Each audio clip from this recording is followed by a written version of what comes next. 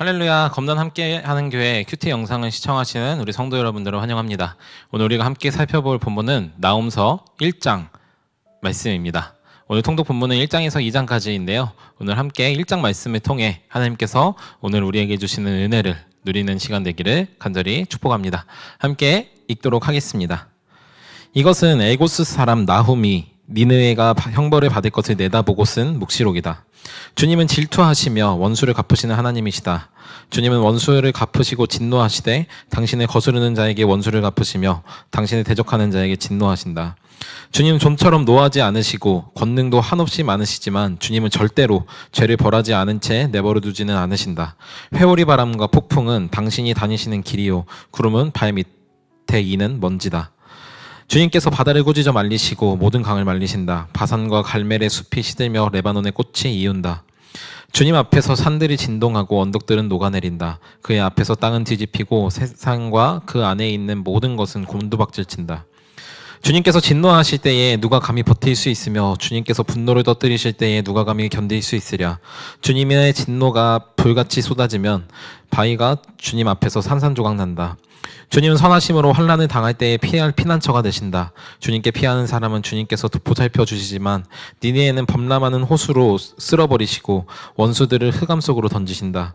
그들이 아무리 주님을 거역하여 음모를 꾸며도 주님께서는 그들을 단번에 없애실 것이니 두 번까지 수고하지도 않으실 것이다. 그들은 가시덤불처럼 엉클어지고 술고래처럼 골아떨어져서 마른 건불처럼 다 타버릴 것이다. 주님을 거역하며 음모를 꾸미는 자, 흉악한 일을 부추기는 자가 바로 너 니느웨에게서 나오지 않았느냐.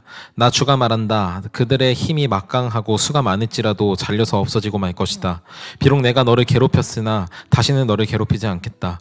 나 이제 너에게서 그들의 멍에를 꺾어버리고 너를 묶은 사슬을 끊겠다. 주님께서 너를 두고 명령하신 것이 있다. 너에게서는 이제 내 이름을 이을 자손이 나지 않을 것이다. 내 산당에서 새겨 만든 신상과 부어 만든 우상을 다 부숴버리며 내가 쓸모없게 되었으니 내가 이제 내 무덤을 파놓겠다. 보아라, 좋은 소식을 전하는 사람, 평화를 알리는 사람이 산을 넘어서 달려온다. 유다야, 내 절기를 지키고 내 서원을 갚아라. 악한 자들이 완전히 사라졌으니 다시는 너를 치러 오지 못한다. 아멘. 우리가 읽은 말씀은 하나님의 말씀입니다. 오늘 성경은 나훔이라는 선지자에 의해서 쓰여진 나훔의 서신이죠.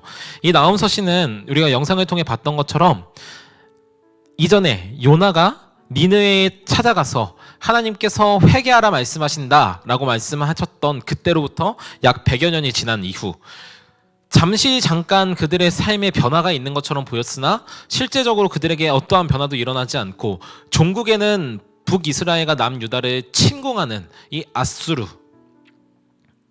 그리고 그 침공 속에서 어떠한 자비도 보여주지 않는 그들의 악한 모습을 보시고 하나님께서 이 나훔에게 예언하게 하신 것이죠. 이 나훔이라는 사람은 이 성경 외에, 이 나훔서 외에는 등장하지 않는데요.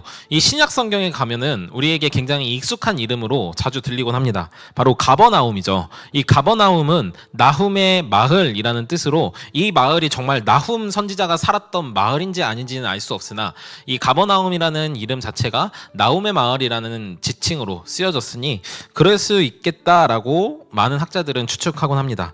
이 가버나움은 이스라엘 가장 변방에 있었던 갈릴리 지역인데요. 예수님께서 아주 많은 사역들을 하셨던 곳이기도 합니다. 오늘 이 나홈서 속에서 하나님께서 우리에게 주시는 가장 큰 메시지는 무엇인가 하면은 저는 여러분들과 함께 2절과 3절 말씀을 살펴보려고 합니다.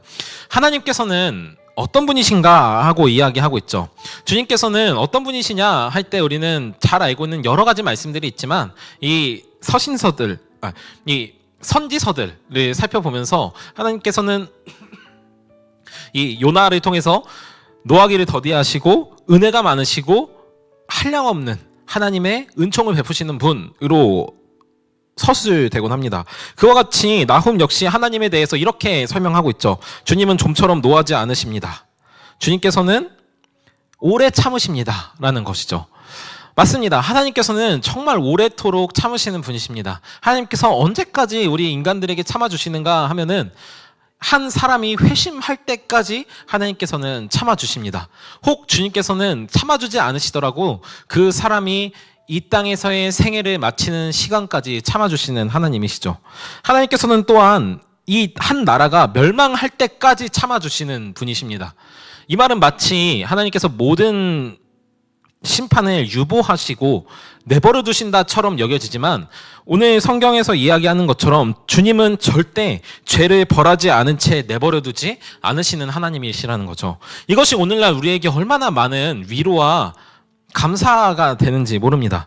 우리는 이 짧은 생애, 이 100년이라는 시간 동안에 이 땅에서 발을 딛고 살아가고 있죠. 그래서 우리는 이 100년의 시간 동안에 내 모든 것들이 이루어지길 바라지만 이 이후에 더 긴 세월, 더 긴 시간, 영원이라고 이야기하는 끝이 나지 않는 하나님과 함께하는 시간이 우리들에게 예비되어 있다는 것을 우리들의 육신의 눈으로 보지 못하다 보니 우리는 이 생에서의 무언가에 매달리곤 합니다. 그러나 예수 그리스도를 따르기로 작정하고 마음먹은 사람, 하나님의 말씀과 그 뜻과 그 법과 율례를 따라 살기로 마음먹은 사람은 이 땅에서 많은 괴로움과 고난을 당하게 되거든요. 히브리서는 이렇게 이야기합니다. 이런 사람들을 세상은 받아들일 수 없었습니다. 그래서 세상이 하는 일은 무엇이냐면 이 사람들을 이 세상에서 쫓아내는 것이죠.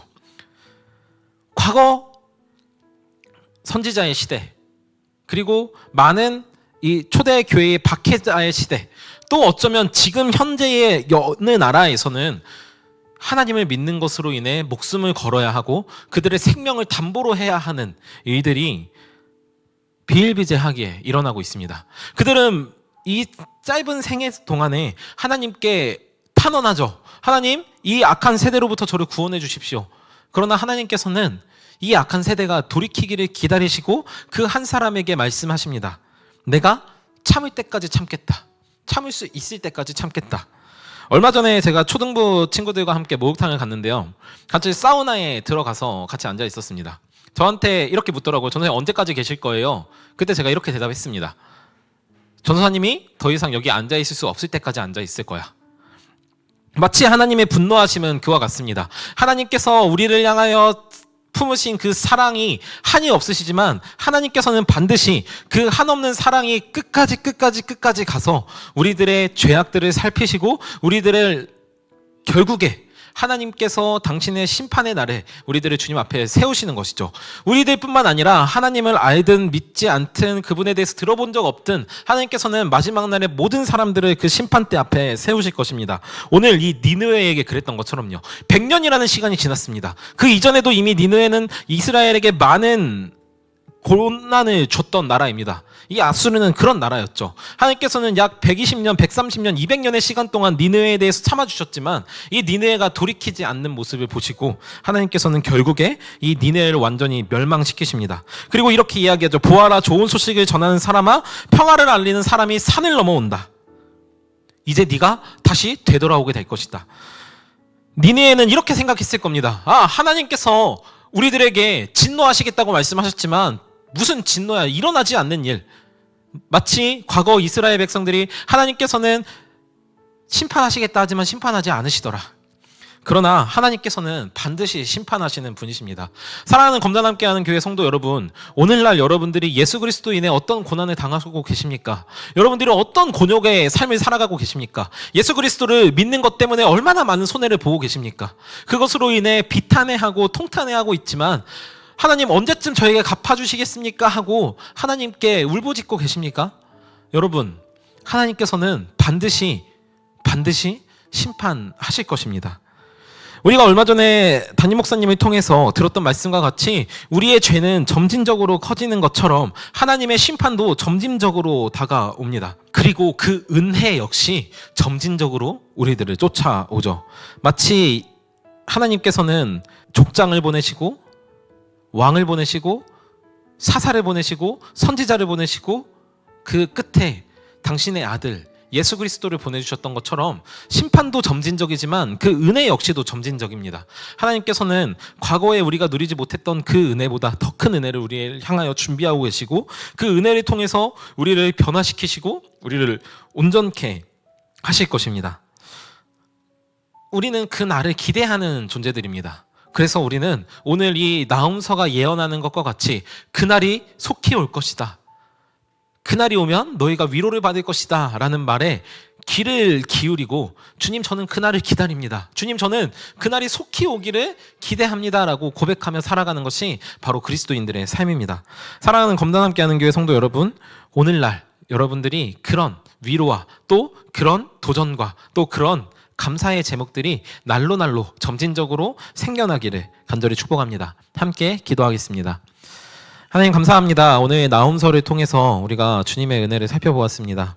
하나님, 주님께서는 오래 참으시지만 끝까지 마치 모른 채 하시는 하나님이 아니시라는 사실을 배웠습니다. 오늘날 우리가 당하고 있는 고난이 끝날 것은 하나님께서 기어코 그 모든 것들을 갚아주실 것이기 때문입니다. 뿐만 아니라 하나님의 은혜 역시 우리를 향하여 점진적으로 찾아온다는 것까지도 우리가 함께 살펴보았습니다. 주님께서 우리를 위해 준비하신 그 은혜가 우리들의 삶을 덮고 또 덮어서 파도 위에 파도가 치듯이 주님 우리들의 삶을 완전히 뒤덮어 주시기를 간절히 소망합니다. 그리고 그날을 우리가 기대합니다. 하나님, 속히 그날이 우리에게 찾아오게 하십시오. 이 고난 많은 세상 속에서 주님 우리가 오직 하나님의 나라를 바라며 구하며 살아갑니다. 하나님, 우리 검단 함께하는 교회 성도들을 위로하시고 또 그들이 당면에 있는 많은 공격들로부터 주님 우리들을 구원해 주시옵소서. 그날을 우리가 기대하며 마라나타 예수여 속히 오시옵소서. 예수님의 이름으로 기도합니다. 아멘.